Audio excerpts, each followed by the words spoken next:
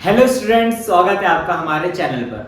आज हम CBSE class 11 political science के चैप्टर नंबर 3 का सेकंड पार्ट लेकर आ गए हैं। इससे पहले हमने इस चैप्टर का जो फर्स्ट पार्ट किया था, इसमें हमने शुरू के 3 टॉपिक्स को कवर किया था, जिसमें हमने देखा था कि इलेक्शन क्या होते हैं, इलेक्शन की डेफिनेशन देखी थी। उसके साथ साथ में हमने जो है डायरेक्ट और इनडायरेक्ट डेमोक्रेसी के बारे में भी जाना था, और बाद में हमने जो है डेमोक्रेसी और इलेक्शन के बीच का रिलेशन देखा था, जिसमें हमने जाना था कि इलेक्शन और डेमोक्रेसी दोनों एक दूसरे के बिना अधूरे हैं। जहां पर इलेक्शन होगा वहां पे डेमोक्रेसी होगी, जहां पर डेमोक्रेसी होगी वहां पे इलेक्शन होगा।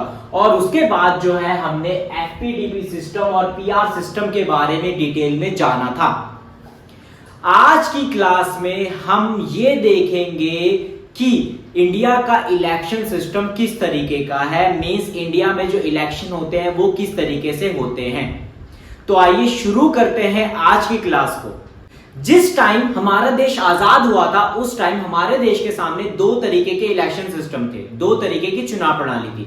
एक थी एफपीडीपी सिस्टम और एक था पीआर सिस्टम।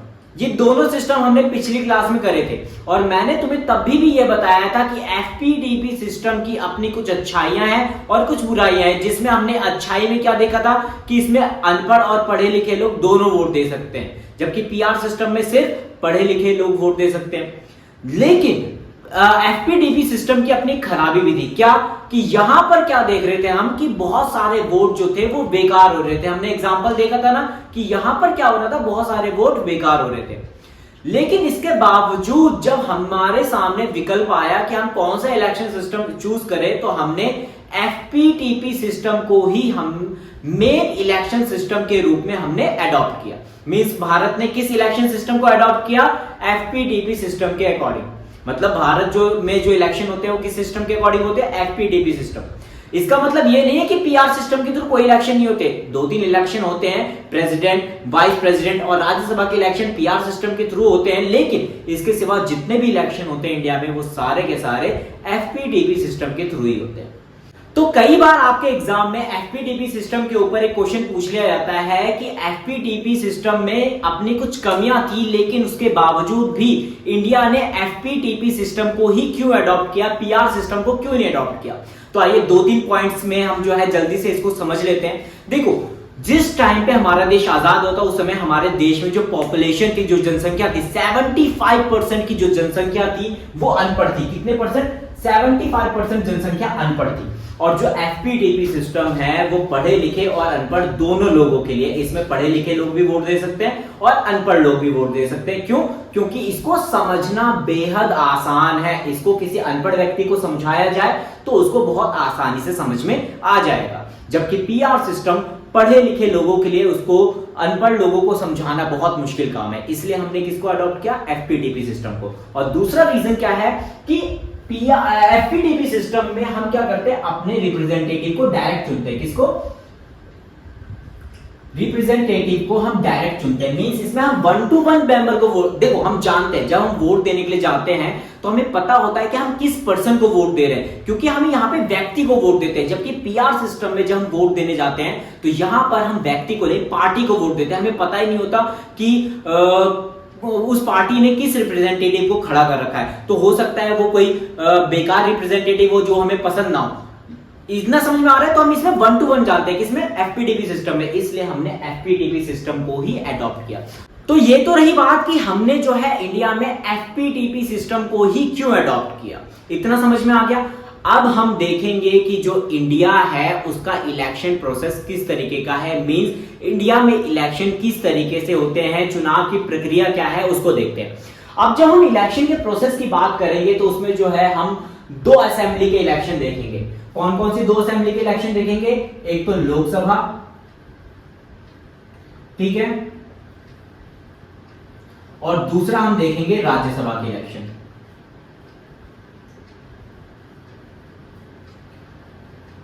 आज की क्लास में हम सिर्फ और सिर्फ लोकसभा के इलेक्शन को डिटेल में समझेंगे, जिसके बाद आपको यह पूरी तरह से क्लियर हो जाएगा कि भारत में जो लोकसभा के इलेक्शन होते हैं वो किस तरीके से होते हैं। मींस जो अभी अगले साल लोकसभा के इलेक्शन आने वाले हैं ना, तब आपको बहुत, जब आप देखोगे न्यूज में तो आपको बहुत अच्छे से समझ में आ जाएगा कि ये इलेक्शन किस तरीके से हो रहे हैं। तो आइए शुरू करते हैं भारत में लोकसभा के इलेक्शन। लोकसभा के इलेक्शन के प्रोसेस को समझने से पहले आपको उसकी संरचना के बारे में पता होना चाहिए कि लोकसभा का स्ट्रक्चर किस तरीके का है। देखो, लोकसभा में जो टोटल मैक्सिमम मेंबर चुने जा सकते हैं उनकी संख्या है 550। मतलब हम पूरे लोकसभा में मैक्सिमम कितने मेंबर्स चुन सकते हैं? 550। लेकिन ज्यादातर जो इलेक्शन होते हैं, इनके इलेक्शन होते हैं वो होते हैं 543 सीट्स पर। मतलब कितने लोगों के इलेक्शन होते हैं? 543 सीट्स के इलेक्शन होते हैं, 543 लोगों के इलेक्शन होते हैं। अब ये लोग हम कहां से चुनते हैं? ये लोग चुनते हैं हम पूरे भारत से। कैसे चुनते हैं वो भी हम समझेंगे। इनका चुनाव करता कौन है? इनका चुनाव करती है जनता, मींस हम लोग। इनका चुनाव करती है जनता, हम लोग करते हैं। इनको चुनता कौन है? इसको हम लोग चुनते हैं। और किस सिस्टम के थ्रू चुनते हैं? किस इलेक्शन सिस्टम के थ्रू चुनते हैं? इसको चुनते हैं हम एफपीटीपी सिस्टम के थ्रू। एफपीटीपी सिस्टम के थ्रू मतलब लोकसभा के जो इलेक्शन होते हैं वो किस सिस्टम के थ्रू होते हैं? एफपीटीपी सिस्टम के थ्रू। अब आइए हम लोकसभा के इलेक्शन का प्रोसेस देखते हैं। तो सबसे पहला जो प्रोसेस होता है इसका, वो होता है वोटिंग लिस्ट तैयार करना, वोटिंग लिस्ट को प्रिपेयर करना। अब वोटिंग लिस्ट क्या होती है? लोकसभा के इलेक्शन से पहले एक वोटिंग लिस्ट तैयार की जाती है। इस वोटिंग लिस्ट में क्या होता है कि कौन सा व्यक्ति वोट देने के लायक है, मतलब कौन लोग वोट देंगे, ये होता है। क्यों इसको तैयार करने की जरूरत क्यों पड़ती है? क्योंकि बहुत सारे लोग जो होते हैं वो 18 साल या 18 साल से ज्यादा की एज क्रॉस करते हैं और बहुत सारे लोग 5 साल में मर भी जाते हैं। तो जो लोग मर जाते हैं उनका नाम इस वोटिंग लिस्ट से हटा दिया जाता है और जो लोग 18 साल या उससे ज्यादा के हो जाते हैं उनका नाम इस वोटिंग लिस्ट में डाल दिया जाता है। तो सबसे पहला स्टेप क्या होता है? सबसे पहला प्रोसेस क्या होता है? वोटिंग लिस्ट तैयार करना। इसके बाद जो दूसरा स्टेप उठाया जाता है, जो दूसरा स्टेप करा जाता है इसमें, वो क्या होता है? कॉन्स्टिट्यूएंसीज को डिसाइड किया जाता है। कॉन्स्टिट्यूएंसीज जिसको हम हिंदी में बोलते हैं निर्वाचन क्षेत्र का निर्धारण करना। अब ये निर्वाचन क्षेत्र क्या होता है इसको समझो, आपको एग्जांपल के थ्रू समझाऊंगा, आपको समझ में आ जाएगा कि निर्वाचन क्षेत्र क्या होता है। देखो, मान लो ये है पूरा भारत, ये क्या है? इंडिया। और यहां से जो लोकसभा के इलेक्शन होंगे उसमें से कितने मेंबर को चुनेंगे हम? 543। ये 543 मेंबर्स हम पूरे इंडिया में से चुनने वाले हैं। समझ में आ गया? तो दूसरा स्टेप क्या होता है? पूरे इंडिया को छोटे छोटे पार्ट्स में डिवाइड कर दिया जाता है। कितने पार्ट्स में? 543। मतलब जितनी सीट्स पर इलेक्शन होंगे उतनी सीट को पूरे भारत में डिवाइड कर दिया जाता है छोटे छोटे पार्ट्स के फॉर्म में। ठीक है, मान लो 543 सीट्स पर इलेक्शन होने हैं तो पूरे इंडिया को कितने पार्ट में डिवाइड कर दिया जाएगा? 543 पार्ट्स में डिवाइड कर दिया जाएगा। इतना समझ में आ रहा है? पूरे इंडिया को कितने पार्ट में डिवाइड कर दिया जाएगा? 543। जितनी सीट्स पर इलेक्शन होंगे पूरे इंडिया को उतने पार्ट में डिवाइड कर दिया जाएगा और हर एक पार्ट से 1% को चुना जाएगा। हर एक पार्ट से कितने परसेंट को चुना जाएगा? 1% को चुना जाएगा। तो ऐसे में पूरे इंडिया से हम कितने लोगों को चुन लेंगे? 543। हमें कितने लोगों को चुनना है? 543। समझ में आ गया? अब ये जो एक पार्ट होता है, एक पार्ट, ठीक है, इसको हम बोलते हैं कॉन्स्टिट्यूएंसी। इसको हम क्या बोलते हैं? निर्वाचन क्षेत्र। इतना समझ में आ गया? ये जो एक पार्ट है इसको हम बोलते हैं कॉन्स्टिट्यूएंसीज। इसी तरीके से पूरे भारत को बहुत सारी कॉन्स्टिट्यूएंसीज में डिवाइड कर दिया जाता है। जितनी सीट्स पर इलेक्शन होंगे पूरे इंडिया को उतने ही निर्वाचन क्षेत्र, उतनी ही कॉन्स्टिट्यूएंसी में डिवाइड कर दिया जाएगा। तो दूसरा स्टेप क्या होता है कि पूरे भारत को छोटे छोटे निर्वाचन क्षेत्रों में बांटना। अब ये काम करता कौन है? ये काम जो है इलेक्शन कमीशन की एक बॉडी होती है जिसका नाम होता है परिसीमन आयोग। परिसीमन आयोग, हिंदी में इसको बोलते हैं डेलिमिनेशन कमीशन। डेलिमिनेशन कमीशन हिंदी में बोलते हैं परिसीमन आयोग। परिसीमन आयोग का काम क्या होता है? पूरे भारत को निर्वाचन क्षेत्रों में डिवाइड करना। ठीक है, और इसका इलेक्शन कौन करता है? परिसीमन आयोग का जो मुखिया होता है उसका चुनाव कौन करता है? प्रेसिडेंट। इसको कौन चुनता है परिसीमन आयोग को? President of India. इतना समझ में आ गया? तो दूसरा स्टेप क्या होता है? दूसरा स्टेप होता है कि पूरे इंडिया को छोटी छोटी कॉन्स्टिट्यूएंसीज में डिवाइड कर दिया जाए। अब तीसरा स्टेप क्या होगा? तीसरा स्टेप होगा वोटिंग। अब क्या होगा, लोग जो है बहुत सारे जो रिप्रेजेंटेटिव है वो खड़े होंगे, और रिप्रेजेंटेटिव जो खड़े होंगे तो लोग जाएंगे वोट देने के लिए। लोग गए, लोग जाके वोट दे के आ गए अपने अपने पसंद के रिप्रेजेंटेटिव को, और उसके बाद क्या होगा, फोर्थ स्टेप आ जाएगा। थर्ड स्टेप में कुछ खास नहीं है, बस लोग जाएंगे और वोट दे के आएंगे। और जो फोर्थ स्टेप होगा, फोर्थ स्टेप में क्या होगा, काउंटिंग होगी। काउंटिंग किसकी काउंटिंग होगी, वोटों की काउंटिंग होगी। अब सारा मामला यहीं पर है, सारा मामला यहीं पर है। यहां पर मैं एक कॉन्स्टिट्यूएंसीज के अकॉर्डिंग आपको जो है समझाऊंगा, तो आपको समझ जाना है कि एक कॉन्स्टिट्यूएंसीज में अगर ये चीज हो रही है तो बाकी सारे कॉन्स्टिट्यूएंसी में भी यही चीज हो रही होगी। ठीक है, हर कॉन्स्टिट्यूएंसी के इलेक्शन एक जैसे ही होते हैं। तो मैं आपको एक कॉन्स्टिट्यूएंसी का एग्जांपल देके समझाऊंगा, तो आपको समझ में आ जाएगा बाकी कॉन्स्टिट्यूएंसीज में भी वैसे ही इलेक्शन होंगे। इतना समझ में आ गया? ओके, तो अब देखते हैं कि जब वोटिंग की काउंटिंग होगी तो क्या होगा। मान लो इस कॉन्स्टिट्यूएंसी के जो है इलेक्शन हुए और इसकी जो है वोटिंग होनी है। वोटिंग जब होगी इस कॉन्स्टिट्यूएंसी की, तो इस कॉन्स्टिट्यूएंसी से हमें एक पर्सन को चुनना है, लेकिन यहां पर खड़े हुए थे 10 लोग। इस कॉन्स्टिट्यूएंसी से कितने लोगों को चुनना है हमें? एक, क्योंकि एक कॉन्स्टिट्यूएंसी से हमें एक ही लोगों को चुनना है। इस कॉन्स्टिट्यूएंसी से एक लोगों को चुनना है, एक व्यक्ति को चुनना है, लेकिन एक व्यक्ति तो खड़ा नहीं होगा ना, खड़े तो ज्यादा होंगे। मान लो इस कॉन्स्टिट्यूएंसी से खड़े हुए 10 मेंबर खड़े हुए। 10 मेंबर जो खड़े हुए हैं इसमें A B C D E F G फलना ढिकना, मतलब और भी मेंबर होंगे खड़े हुए। जब वोट पड़ेंगे, काउंटिंग हुई, तो पता चला A को मिले हैं 15% वोट, B को मिले 10% वोट, C को मिले 16% वोट, D को मिले हैं 5% वोट, E को मिले हैं 4% वोट, F को मिले हैं 7% वोट, G को मिले हैं 10% वोट, ऐसे करके और भी मिल गए। अब मैंने क्या बताया था, यहां पर जो इलेक्शन होते हैं वो एफपीटीपी सिस्टम के थ्रू होते हैं। एफपीटीपी सिस्टम में मैंने क्या बताया था कि जिस पर्सन को सबसे ज्यादा वोट मिलता है वो व्यक्ति जीत जाता है। तो इसमें तुम देखोगे कि सबसे ज्यादा वोट मिले हैं ए को। कितने मिले हैं? 15%। इससे ज्यादा किसी को भी नहीं मिले। तो ए क्या होगा? ए जीत जाएगा ये इलेक्शन।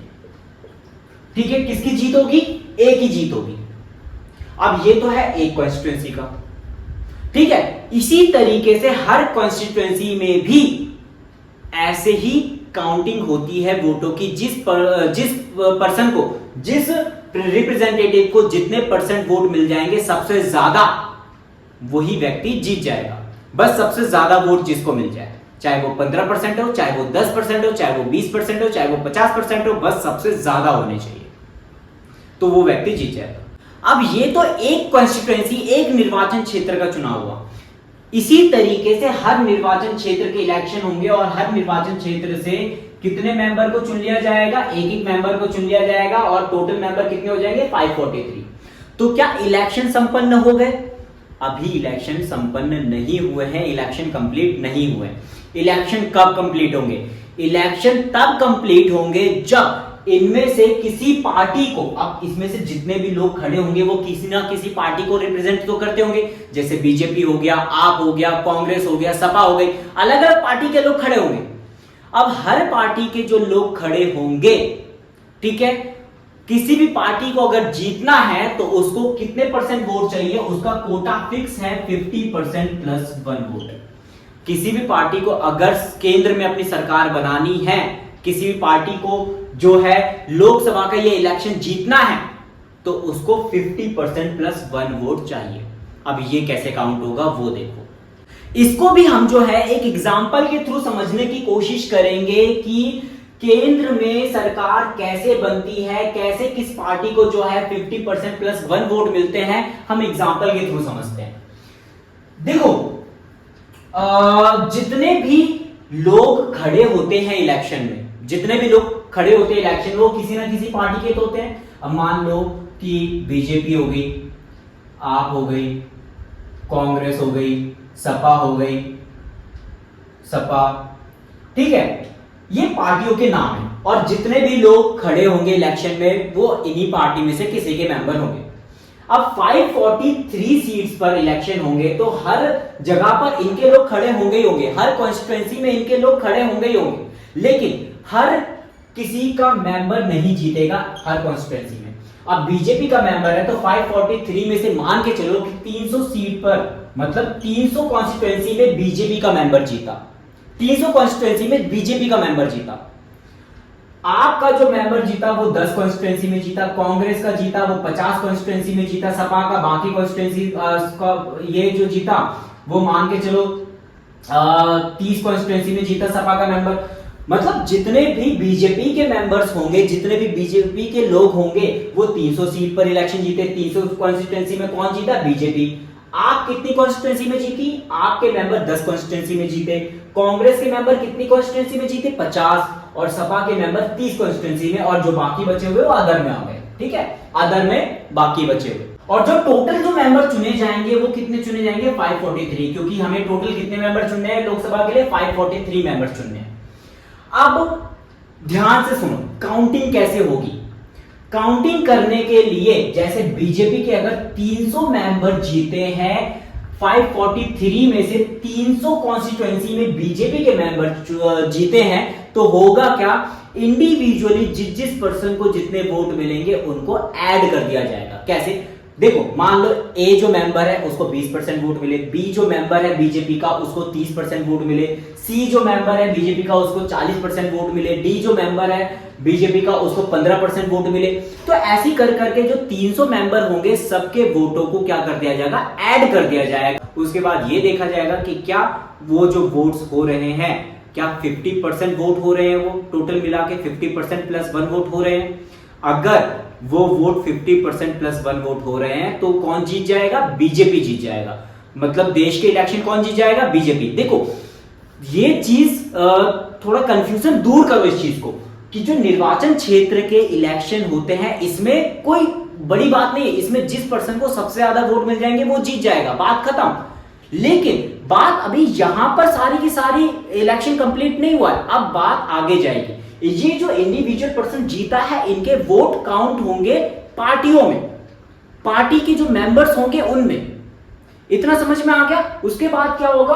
काउंटिंग होगी इंडिविजुअली, उनके वोट्स ऐड कर दिए जाएंगे। वोट ऐड करने के बाद ये देखा जाएगा कि क्या उनके जो वोट्स हो रहे हैं वो 50% प्लस 1 वोट हो रहे हैं। अगर हां तो इलेक्शन वो पार्टी जीत जाएगी, और अगर नहीं तो यहां पर जो है मामला फंस जाएगा। मींस ये जो जीते हैं ना जितने भी लोग 543, इसकी अभी कोई वैल्यू नहीं है। कब तक? जब तक इलेक्शन कंप्लीट ना हो जाए।